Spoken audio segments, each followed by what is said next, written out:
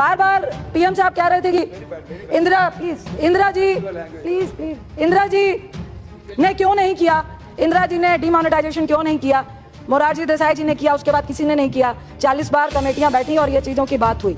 आपने बार बार आपके पीएम ने कहा कि इसलिए नहीं किया क्योंकि उनको वोट की राजनीति करनी थी। प्लीज सुनो, प्लीज, मैंने बोला पीएम ने कहा, मैंने नहीं कहा। यहाँ तो उनके भाषण से यही लग रहा था। Please address the chair, please address the chair. जब भाइयों बहनों को कहेंगे तो हम क्यों आपका ही पीएम बोलना पड़ेगा ना। No, please address the chair. उन्होंने ये कहा कि इंदिरा जी ने वोटिंग के लिए किया था, लेकिन मैं जरूर कहूंगी कि 100 बेईमान बच जाए, लेकिन एक ईमानदार को बचाने के लिए जो लीडर होता है वो पहले ईमानदार को बचाता है। जो 125 डेथ हुई है, यह अनुभव था उनका। अब आपकी अनुभवहीनता ने नोटबंदी करवाया। आज जिस तरह से नोटबंदी के कारण जो 125 करोड़ में से 120 करोड़ लोग जिनके पास कैश सिर्फ उतना ही है जिनसे वो अपने बाल बच्चे पाल सके, अपनी बेटियों की शादी कर सके, अपने बेटे को सेटल कर सके। मुझे समझ नहीं आई फाइनेंस मिनिस्टर साहब कि एनपीए का काला धन था या बेनामी संपत्ति में काला धन था। मैं नहीं कह रही ये काला धन नहीं था, लेकिन ये कैसा काला धन था। बहुत सारे यहाँ पर मेरे सदस्यगण बैठे हैं, पुरुष सदस्यगण बैठे हैं, उनकी वाइफ अगर वर्किंग भी होगी तो वो 2 रुपए जमा करती है अपने घर को सेव करने के लिए। 2008 में मनमोहन सिंह जी ने अपने देश की आर्थिक स्थिति को तभी मजबूत रख पाए थे क्योंकि उन्होंने ये कहा था कि हमारे हर व्यक्ति के पास कैश होता है, और ये वो काला धन और वो क्राइम वाला काला धन नहीं है। वैसे ही एक घर में जब एक पति कहता है कि मेरा बिजनेस ठप हो गया है, मेरे को घर गिरवी रखना पड़ेगा, तो पत्नी या माँ के रूप में एक महिला कहती है कि मेरे पास तुम्हारे ही पैसे चुराए हुए हैं, फिक्र नहीं करो, घर बच जाएंगे। तो क्या वो प्लीज, क्या वो काला धन था? मैं आपसे पूछती हूँ, हमारे देश में एक बहुत बड़ी कुरीति है दहेज।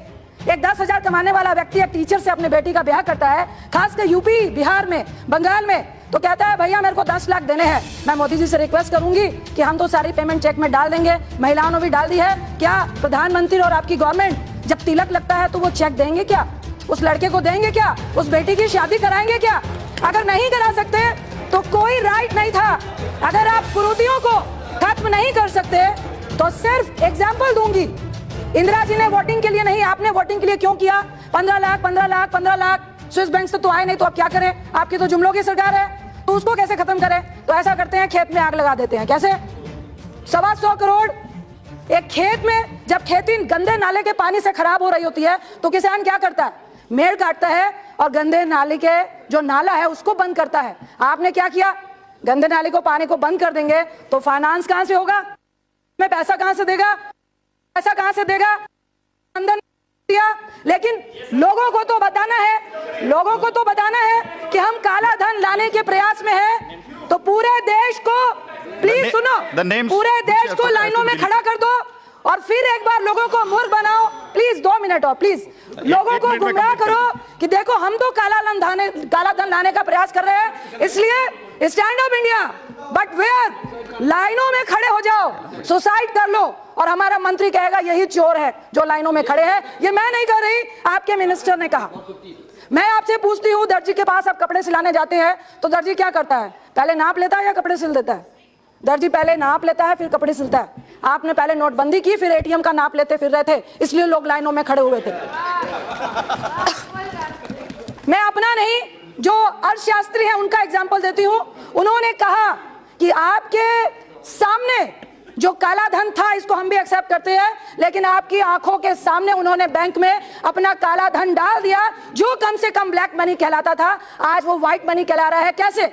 बड़े उद्योगपति, 2000 एम्प्लॉइज हैं। शायद मैं बहुत पढ़ी लिखी नहीं हूं, मुझे समझ नहीं आ रहा, लेकिन लोग ये कह रहे हैं और ये फैक्ट है। और प्रोफेसर अरुण जी ने भी कहा कि उन्होंने 6 मंथ की तनख्वाह दे दी अपने एम्प्लॉइज को।